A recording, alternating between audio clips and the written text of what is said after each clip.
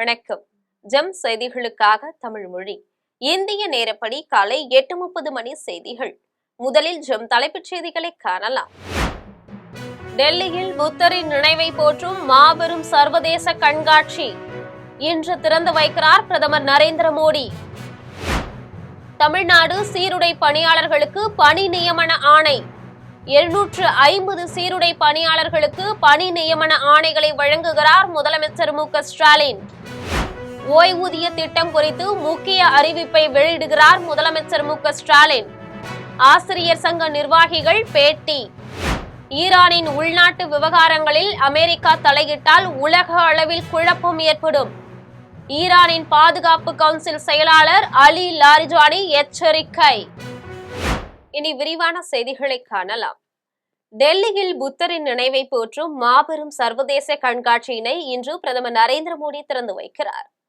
டெல்லியில் புத்தர் தொடர்பான புனித விப்ரஹவா நினைவு சின்னங்களை கொண்ட மாபெரும் சர்வதேச கண்காட்சியை இன்று பிரதமர் நரேந்திர மோடி திறந்து வைக்கிறார். இது தொடர்பாக பிரதமர் மோடி தனது சமூக வலைதள பதிவில் பகவான் புத்தரின் கொள்கைகள் மீது ஆர்வம் கொண்டவர்களுக்கு இது ஒரு மிக சிறப்பான நாள் என்றார். தொடர்ந்து இது நமது இளைஞர்களுக்கும் நமது செழுமையான கலாச்சாரத்திற்கும் இடையிலான பிணைப்பை மேலும் ஆழப்படுத்துவதற்கான ஒரு முயற்சி என்று குறிப்பிட்டார். மேலும் இந்த நினைவு சின்னங்களை தாயகம் கொண்டு வர உழைத்த அனைவருக்கும் தனது பாராட்டுக்களை தெரிவித்தார். தமிழ்நாடு சீருடை பணியாளர் தேர்வில் தேர்வு செய்யப்பட்ட 750 பணியாளர்களுக்கு பணி நியமன ஆணைகளை முதலமைச்சர் மு.க. ஸ்டாலின் வழங்க உள்ளார். தமிழ்நாடு சீருடை பணியாளர் தேர்வு வாரியத்தால் சமீபத்தில் 621 காவல் சார்பு ஆய்வாளர்களும் 129 தீயணைப்பு நிலைய அதிகாரிகளும் தேர்வு செய்யப்பட்டனர். இந்நிலையில் சென்னை கோட்டூர்புரத்தில் உள்ள அண்ணா நூற்றாண்டு நூலகம் அரங்கில் சீருடை பணியாளர்களுக்கு பணி நியமன ஆணைகள் வழங்கும் விழா நடைபெறுகிறது. இந்த விழாவில் சிறப்பு விருந்தினராக முதலமைச்சர் மு.க. ஸ்டாலின் கலந்து கொண்டு 750 சீருடை பணியாளர்களுக்கு பணி நியமன ஆணைகளை வழங்கி சிறப்புரையாற்ற உள்ளார். ஓய்வூதிய திட்டம் குறித்து முக்கிய அறிவிப்பை இன்று முதலமைச்சர் மு.க. ஸ்டாலின் வெளியிடுகிறார். சென்னை தலைமைச் செயலகத்தில் பொதுப்பணித்துறை அமைச்சர் ஏவா வேலு தலைமையில் அரசு ஊழியர்கள் மற்றும் ஆசிரியர் சங்க நிர்வாகிகளுடன் பேச்சுவார்த்தை நடைபெற்றது. இதில் நிதி அமைச்சர் தங்கம் தென்னரசு பங்கேற்றார். அப்போது ஓய்வூதிய திட்டத்தில் சிறு மாற்றம் செய்து அதற்கான அறிவிப்பை முதலமைச்சர் மு.க. ஸ்டாலின் வெளியிடுவார் என அமைச்சர்கள் தெரிவித்தனர். பின்னர் இதுகுறித்து ஆசிரியர் சங்க நிர்வாகிகள் செய்தியாளர்களிடம் பேசிய போது அமைச்சர்கள் தங்களை அழைத்து கோரிக்கைகளை கேட்டறிந்து தீர்வு கண்டு விடலாம் என உறுதியளித்ததாக தெரிவித்தனர். ஈரானின் உள்நாட்டு விவகாரங்களில் அமெரிக்கா தலையிட்டால் அது உலக அளவில் குழப்பத்தை ஏற்படுத்தி அமெரிக்க நலன்களை சிதைக்கும் என ஈரானின் பாதுகாப்பு கவுன்சில் செயலாளர் அலி லாரிஜானி கடும் எச்சரிக்கை விடுத்துள்ளார். ஈரான் நாட்டில் விலைவாசி உயர்வு மற்றும் பொருளாதார நெருக்கடிக்கு எதிராக மக்கள் தொடர் போராட்டங்களை நடத்தி வருகின்றனர். இதில் சில இடங்களில் போராட்டக்காரர்களுக்கும் பாதுகாப்பு படையினருக்கும் இடையே மோதல் ஏற்பட்டு வன்முறை சம்பவங்கள் அரங்கேறி உள்ளது. இந்நிலையில் அமைதியான போராட்டங்களுக்கு எதிராக ஈரான் அரசு வன்முறையை பயன்படுத்தினால் அமெரிக்க அரசு களத்தில் இறங்கி பதிலடி கொடுக்க தயாராக உள்ளது என அமெரிக்க அதிபர் டொனால்ட் ட்ரம்ப் எச்சரித்திருந்தார். அதிபர் டிரம்பின் கருத்துக்கு ஈரானின் பாதுகாப்பு கவுன்சில் செயலாளர் அலி லாரிஜானி கடும் எதிர்ப்பு தெரிவித்துள்ளார். இது தொடர்பாக அலி லாரிஜானி செய்தியாளர்களிடம் பேசிய போது ஈரானின் உள்நாட்டு விவகாரங்களில் அமெரிக்கா தலையிட்டால் அது பிராந்திய அளவில் குழப்பத்தை ஏற்படுத்தி அமெரிக்க நலன்கள் சிதைக்கப்படும் என்று கூறினார். அமெரிக்க அதிபர் ட்ரம்ப் ஆபத்தான விளையாட்டை தொடங்கி உள்ளார் என்றும் அமெரிக்க மக்கள் தங்கள் வீரர்களை காப்பாற்றிக் கொள்ள வேண்டும் என்றும் எச்சரிக்கை விடுத்தார். புதுக்கோட்டையில் பாஜக சார்பில் நடைபெறவுள்ள தமிழகம் தலைநிமிர தமிழனின் பயணம் நிறைவு விழாவில் உள்துறை அமைச்சர் அமித்ஷா பங்கேற்க உள்ளார். பாரதிய ஜனதா கட்சி சார்பில் தமிழகம் தலைநிமிர தமிழனின் பயணம் என்னும் பெயரில் நயினார் நாகேந்திரன் சுற்றுப்பயணம் செய்து வருகிறார். இந்த பயணத்தின் நிறைவு விழா புதுக்கோட்டை மாவட்டத்தில் ஜனவரி 4ஆம் நாள் நடைபெற உள்ளது. இந்நிகழ்வில் மத்திய உள்துறை அமைச்சர் அமித்ஷா சிறப்பு அழைப்பாளராக கலந்து கொள்ள இருக்கின்றார். அதற்கான மேடை அமைக்கும் பணி நடைபெற்று வருகின்றது. அதற்கான பணி நடக்கும் இடத்தை பாஜக மாநில பொதுச் செயலாளர் கருப்பு முருகானந்தம், புதுக்கோட்டை மாவட்ட தலைவர் ராமச்சந்திரன் ஆகியோர் பார்வையிட்டனர். வாகனங்களில் குழந்தைகளுக்கு சீட் பெல்ட் அணியாவிட்டால் அபராதம் விதிக்கப்படும் என்று பொள்ளாச்சியில் நடைபெற்ற வாகன ஓட்டிகளுக்கான விழிப்புணர்வு நிகழ்ச்சியில் வட்டார போக்குவரத்து துறை அலுவலர் செழியன் தெரிவித்துள்ளார். ஆண்டுதோறும் ஜனவரி மாதம் முழுவதும் விபத்தில்லா இந்தியாவை உருவாக்கும் வகையில் மத்திய அரசு சார்பில் சாலை பாதுகாப்பு மாதமாக கடைபிடிக்கப்படுகின்றது. இந்த மாதங்களில் சாலை விபத்துகளை தடுக்கும் வகையில் பள்ளி மாணவ மாணவிகள் மற்றும் பொதுமக்களுக்கு விழிப்புணர்வு நிகழ்ச்சிகள் நடத்தப்பட்டு வருகின்றது. அதன் ஒரு பகுதியாக இந்த ஆண்டிற்கான சாலை பாதுகாப்பு மாத விழா ஜனவரி 1ஆம் தேதி முதல் தொடங்கி கடைபிடிக்கப்பட்டு வருகின்றது. அதன்படி பொள்ளாச்சி வட்டார போக்குவரத்து துறை சார்பில் சீட் பெல்ட் அணிவதன் அவசியம் குறித்து வாகன ஓட்டிகளுக்கு விழிப்புணர்வு ஏற்படுத்தும் வகையில் ஓட்டுநர் பயிற்சி பள்ளி வாகனம் உள்ளிட்ட வாகனங்கள் பங்கேற்ற விழிப்புணர்வு ஊர்வலம் நடைபெற்றது. ஊர்வலத்தை பொள்ளாச்சி வட்டார போக்குவரத்து துறை அலுவலர் செழியன் கொடியசைத்து துவக்கி வைத்தார். மகாலிங்கபுரம் ரவுண்டானா பகுதியில் இருந்து துவங்கிய வாகன பேரணி கோவை சாலை, பாலக்காடு சாலை, உடுமலை சாலை வழியாக சென்று வட்டார போக்குவரத்து துறை அலுவலகத்தில் நிறைவடைந்தது. சாலை பாதுகாப்பு மாதத்தில் விபத்துகளை தடுக்கும் வகையில் மக்களிடையே பல்வேறு விழிப்புணர்வு நிகழ்ச்சி நடத்தப்படும் என்றும், கார் போன்ற வாகனத்தில் செல்வோருக்கு சீட் பெல்ட் அணிய பல்வேறு விழிப்புணர்வு நடத்தப்பட்டு வருவதாகவும், வாகனங்களில் குழந்தைகளை அழைத்து செல்லும் போது சீட் பெல்ட் கட்டாயம் அணிய வேண்டும் என்றும், சீட் பெல்ட் அணியாவிட்டால் அபராதம் விதிக்கப்படும் என்றும் வட்டார போக்குவரத்து துறை அலுவலர் செழியன் தெரிவித்தார். சென்னை பழைய வண்ணாரப்பேட்டையில் உள்ள குழந்தைகள் மையத்தின் அருகே குப்பை தொட்டிகள் வைப்பதாலும் வாகனங்களை நிறுத்துவதாலும் நலவாழ்வு சீர்கெடுவதாக பொதுமக்கள் குற்றம் சாட்டியுள்ளனர். சென்னை பழைய வண்ணாரப்பேட்டை 52வது வார்டு பாரத் திரையரங்கம் அருகில் குழந்தைகள் மையம் இயங்கி வருகின்றது. இந்த மையத்துக்கு அருகில் குப்பை தொட்டிகளை வைத்துள்ளதால் தீய நாற்றம் வீசுகிறது. இதேபோல் பழுதான வாகனங்களையும் நிறுத்தி வைத்துள்ளதால் அதன் மறைவில் பலரும் சிறுநீர் கழித்து செல்கின்றனர். இதனால் குழந்தைகளின் உடல்நலம் பாதிக்கும் அபாயம் உள்ளதாக பொதுமக்கள் தெரிவித்துள்ளனர். குழந்தைகளின் நலத்தை காக்க மாநகராட்சி உரிய நடவடிக்கை எடுக்க வேண்டும் என்று பெற்றோர்கள் கோரிக்கை விடுத்துள்ளனர். தென்காசி மாவட்டம் வாசுதேவநல்லூரில் அடிப்படை வசதி செய்து தராத பேரூராட்சியை கண்டித்து பொதுமக்கள் சாலை மறியலில் ஈடுபட்டனர். வாசுதேவநல்லூரில் மழைநீர் வடிகால், கழிவுநீர் கால்வாய் உள்ளிட்ட அடிப்படை வசதிகளை செய்ய கோரி பேரூராட்சி நிர்வாகத்திடம் பொதுமக்கள் பலமுறை மனு கொடுத்துள்ளனர். எந்த வசதியையும் செய்து கொடுக்காத நிலையில் வியாழனன்று பெய்த பெருமழையால் குடியிருப்பு பகுதிகளுக்குள் வெள்ளம் புகுந்துவிட்டது.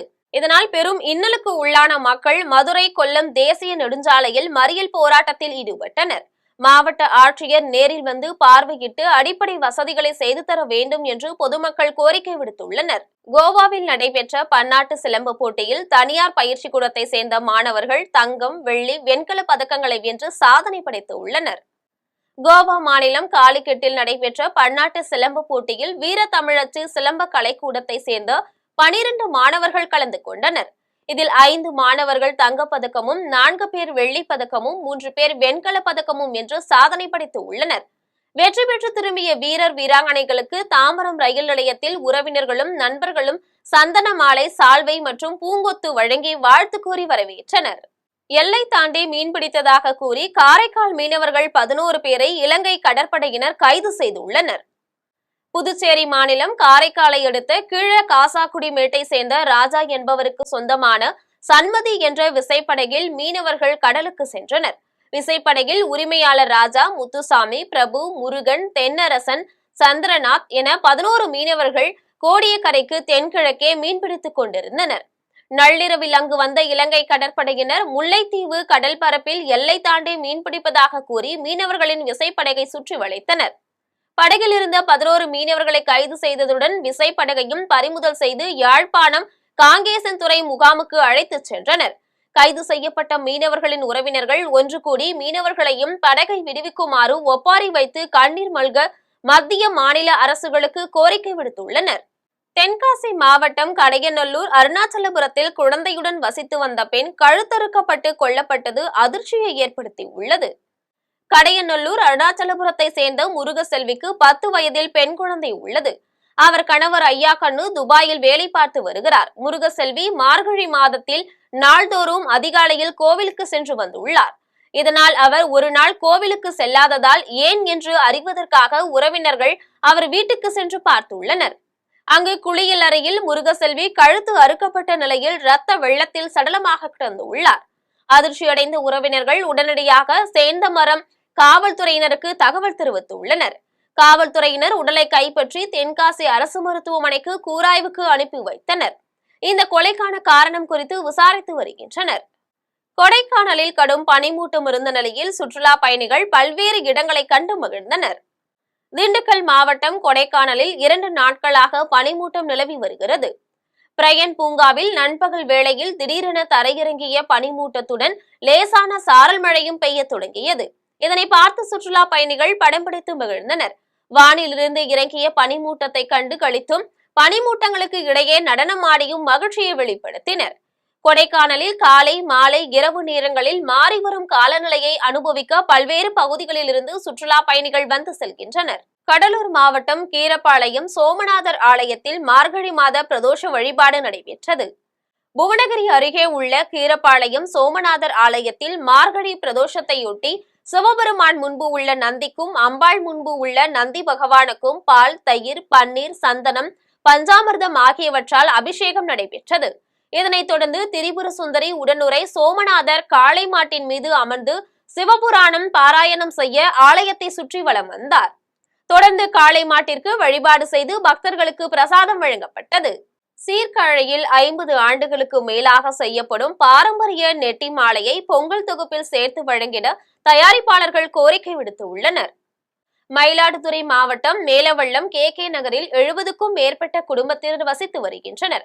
3 தலைமுறையை சார்ந்தவர்கள் மாட்டுப்பொங்கல் அன்று கால்நடைகளுக்கு இயற்கையான நெட்டி மாலை செய்து விற்பனை செய்து வாழ்க்கை நடத்தி வந்தனர்.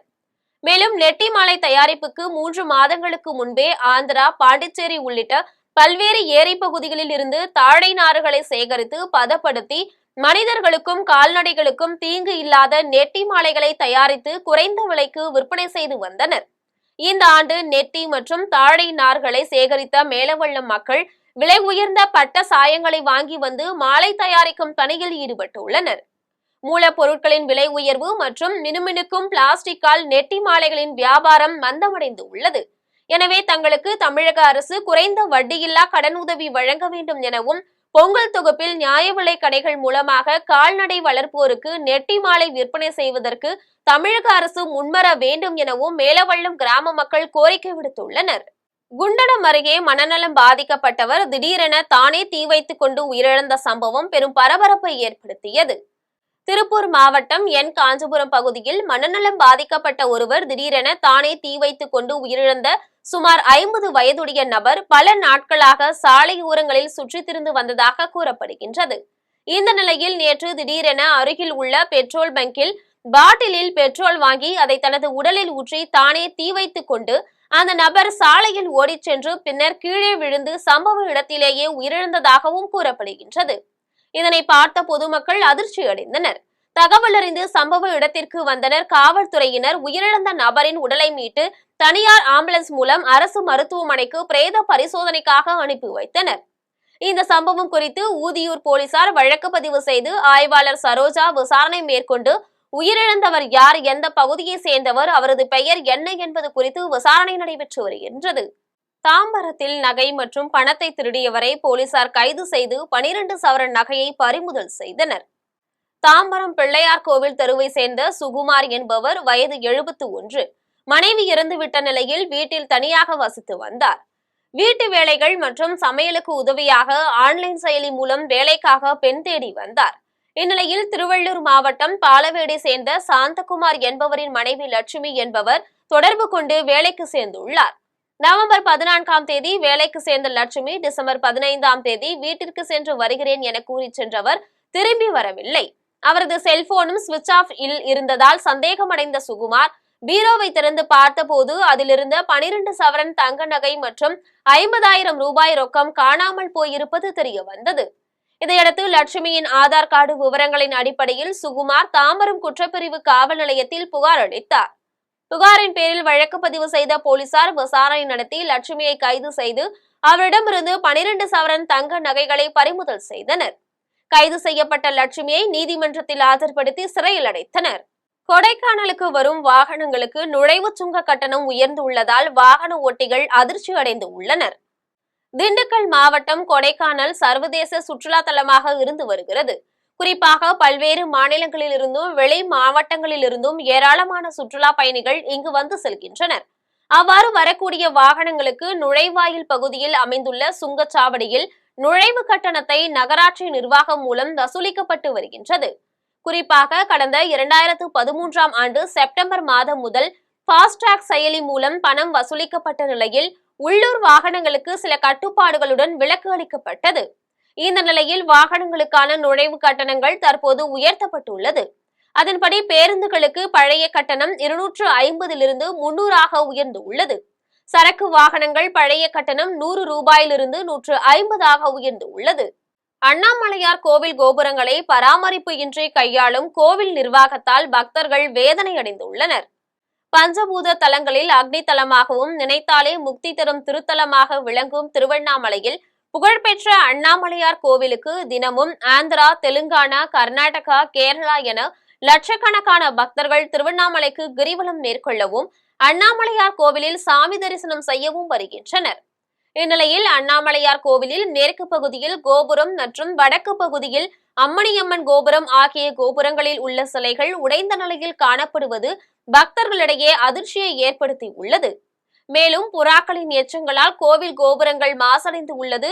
அதனை சுத்தப்படுத்தும் நடவடிக்கைகளை கோவில் நிர்வாகம் எந்த ஒரு நடவடிக்கையும் மேற்கொள்ளவில்லை என்றும் அண்ணாமலையார் கோவிலுக்கு மாதம் உண்டியல் காணிக்கை மற்றும் பக்தர்கள் காணிக்கை என பல கோடி ரூபாய் வருவாயாக வரும் நிலையில் கோவில் பகுதிகள் மற்றும் கோபுரங்களை முறையாக கோவில் அதிகாரிகள் பராமரிக்கவில்லை எனவும் பக்தர்கள் மற்றும் சமூக ஆர்வலர்கள் குற்றம் சாட்டியுள்ளனர்.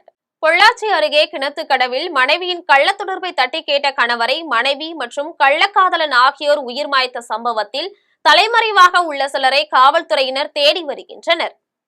மதுரை மாவட்டத்தை சேர்ந்த கூலி தொழிலாளி தேவா என்கிற ரிதீஷ் தனது மனைவி இந்திராணி மற்றும் 3 வயது குழந்தையுடன் பொள்ளாச்சி அடுத்த தாமரைக்குளம் பகுதியில் வசித்து வந்தனர். இந்நிலையில் கடந்த 26ஆம் தேதி தேவா வீட்டை விட்டு காணாமல் போய்விட்டதாக அவரது தாயார் சுசிலா கிணத்துக்கடவு காவல் நிலையத்தில் புகார் அளித்தார். அதில் மகன் காணாமல் போனது என்பது தனக்கு சந்தேகமாக உள்ளது என்றும் குறிப்பிட்டுள்ளார். புகாரின் பேரில் கிணத்துக்கடவு காவல்துறையினர் வழக்கு பதிவு செய்து தேவாவை தேடி வந்த நிலையில் மனைவி இந்திராணியை தொலைபேசியில் தொடர்பு கொண்டு பேசிய போது எனது கணவர் அடிக்கடி தன்னிடம் தகராறில் ஈடுபடுவார் என்றும் அவர் எங்கு சென்றார் என எனக்கு தெரியாது என்றும் பதிலளித்துள்ளார். இதையடுத்து காவல்துறையினர் குடும்பத்தினர் வசித்து வரும் பகுதியில் சிசிடிவி காட்சிகளை ஆய்வு செய்தபோது தனியார் ஆம்புலன்ஸ் வந்து போனது தெரிய வந்ததை அடுத்து சம்பந்தப்பட்ட ஆம்புலன்ஸை தொடர்பு கொண்டு விசாரணை மேற்கொண்டனர். இதனை அறிந்த மனைவி இந்திராணி கிணத்துக்கடவு காவல் நிலையத்தில் சரணடைந்து வாக்குமூலம் அளித்தார். அப்போது கரூரில் ஹோட்டல் ஒன்றில் மேற்பார்வையாளராக வேலை செய்து வரும் சித்தப்பா முறையான வினோத்குமாருக்கும் தனக்கும் கள்ள தொடர்பு இருந்து வந்ததாகவும் இதனை தட்டி கேட்டு அடிக்கடி தனது கணவர் தகராறில் ஈடுபட்டதால் அவரை தீர்த்து கட்ட திட்டமிட்டு இரவு நேரத்தில் வினோத்குமார் கரூரிலிருந்து சிலருடன் வீட்டிற்கு வந்து வாக்குவாதத்தில் ஈடுபட்டு தனது கணவர் தேவாவின் உயிரை மாய்த்துவிட்டு ஆம்புலன்ஸ் மூலம் உடலை எடுத்துச் சென்று கரூர் ரயில் தண்டவாளத்தில் வீசிவிட்டு சென்றதாக இந்திராணி தெரிவித்தார். இதையடுத்து காவல்துறையினர் வழக்கு பதிவு செய்து தலைமறைவாக உள்ள வினோத்குமார் உள்ளிட்ட சிலரை காவல்துறையினர் தேடி வருகின்றனர். உதிரி பாகங்களின் விலை உயர்விற்கு ஏற்ப போர்வெல் கட்டணத்தை உயர்த்த மத்திய மாநில அரசுகள் நடவடிக்கை எடுக்க வேண்டும் என வலியுறுத்தி குமுளி மதுரை தேசிய நெடுஞ்சாலையின் ஓரத்தில் போர்வெல் வாகனங்களை நிறுத்திவிட்டு போர்வெல் வாகன உரிமையாளர்கள் 4வது நாளாக போராட்டத்தில் ஈடுபட்டனர். தமிழகம் முழுவதும் திருச்செங்கோட்டை தலைமையிடமாக கொண்டு போர்வெல் உரிமையாளர்கள் சங்கம் இயங்கி வருகின்றது. அங்குள்ள 20,000க்கும் மேற்பட்ட போர்வெல் வாகனங்கள் இந்தியா முழுவதும் சென்று பணிகளில் ஈடுபட்டு வருகின்றன. இவற்றில் 2 லட்சத்திற்கும் மேற்பட்ட தொழிலாளர்கள் நேரடியாகவும் வாகன பராமரிப்பு, பழுதுபார்ப்பு மற்றும் உதிரி பாகங்கள் விற்பனை உள்ளிட்ட சார்பு தொழில் பணிகளில் 10 லட்சத்திற்கும் மேற்பட்ட தொழிலாளர்களும் வேலை செய்து வருகின்றனர். இந்நிலையில் துளை போட பயன்படுத்தப்படும் காப்பர், ராடு உள்ளிட்ட பல்வேறு உதிரி பாகங்களின் விலை சந்தை மார்க்கெட்டில் கடுமையாக உயர்ந்து வருகிறது என்றும் சீனாவிலிருந்து வரும் காப்பர் மூலப்பொருட்களின் வரத்து நின்றுவிட்டதாக கூறப்படும் நிலையில் தற்போது இந்தியாவில் கையிருப்பில் உள்ள காப்பர் பொருட்கள் கடந்த 2 மாதங்களில் மட்டும் ரூபாய் 20,000ற்கு உயர்ந்துள்ளது என்றும் தொழிலாளர்கள் தெரிவிக்கின்றனர். இதனால் பாதிக்கப்பட்ட போர்வெல் உரிமையாளர்கள் இந்தியா முழுவதும் போராட்டத்தில் ஈடுபட்டு வருகின்றனர். அதன் ஒரு பகுதியாக தேனி மாவட்ட போர்வெல் உரிமையாளர்கள் குமுளி மதுரை தேசிய நெடுஞ்சாலை ஓரத்தில் 50க்கும் மேற்பட்ட போர்வெல் வாகனங்களை நிறுத்திவிட்டு போர்வெல் உரிமையாளர்கள் 4வது நாளாக வேலைநிறுத்த போராட்டத்தில் ஈடுபட்டு உள்ளனர். அப்போது உதிரி பாகங்களின் விலை உயர்விற்கு ஏற்ப போர்வெல் கட்டணத்தை உயர்த்த வேண்டும் எனவும் மத்திய மாநில அரசுகள் தலையிட்டு நடவடிக்கை எடுக்க வேண்டும் எனவும் வலியுறுத்தி உள்ளனர். திண்டுக்கல் மாவட்டம் கோபால்பட்டியில் அடிப்படை வசதிகளை செய்து தரக்கோரி தமிழக வெற்றி கழகத்தினர் கண்டன ஆர்ப்பாட்டத்தில் ஈடுபட்டனர். திண்டுக்கல் மாவட்டம் கோபால்பட்டி பகுதியில் அடிப்படை வசதிகளை உடனடியாக ஏற்படுத்த கோரியும் பல்வேறு உள்ளூர் பிரச்சினைகளை தீர்க்க கோரியும் கோபால்பட்டி பேருந்து நிலையம் அருகே தமிழக வெற்றிக் கழகத்தின் திண்டுக்கல் தெற்கு மாவட்ட கழக செயலாளர் SM நிர்மல்குமார் தலைமையில் சானார்பட்டி ஒன்றிய செயலாளர் நாகூர் கனி, ஒன்றிய இணை செயலாளர் ரஞ்சித் குமார், பொருளாளர் அழகர்சாமி, துணை செயலாளர்கள் ஹரிஹரன், பாலசுப்ரமணியன் உள்ளிட்டோர் பங்கேற்று கண்டன ஆர்ப்பாட்டத்தில் ஈடுபட்டனர். அப்போது வேம்பார்பட்டி, கணவாய்பட்டி, அஞ்சுகுழிப்பட்டி, கோம்பைப்பட்டி ஆகிய ஊராட்சிகளுக்கான கோபால்பட்டி அரசு ஆரம்ப சுகாதார நிலையத்தில் 24 மணி நேரமும் மருத்துவர் பணியாற்ற வேண்டும். கோம்பைப்பட்டி மற்றும் மேட்டுப்பட்டிக்கு இடுகாட்டிற்கு செல்ல சாலை வசதி ஏற்படுத்த வேண்டும்.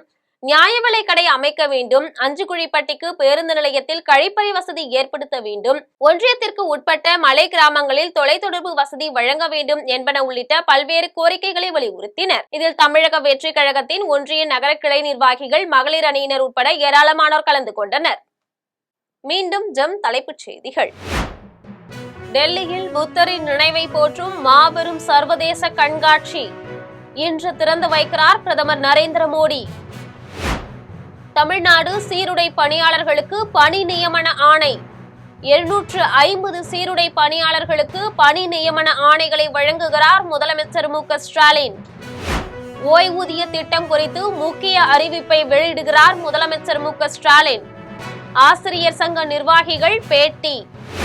ஈரானின் உள்நாட்டு விவகாரங்களில் அமெரிக்கா தலையிட்டால் உலக அளவில் குழப்பம் ஏற்படும். ஈரானின் பாதுகாப்பு கவுன்சில் செயலாளர் அலி லாரிஜானி எச்சரிக்கை. இத்துடன் செய்திகள் நிறைவடைகின்றன. மீண்டும் செய்திகள் மதியம் 1:30 மணிக்கு. உடனுக்குடன் செய்திகளை காண live.tv என்ற இணையதளத்தில் இணைந்திருங்கள். நன்றி, வணக்கம்.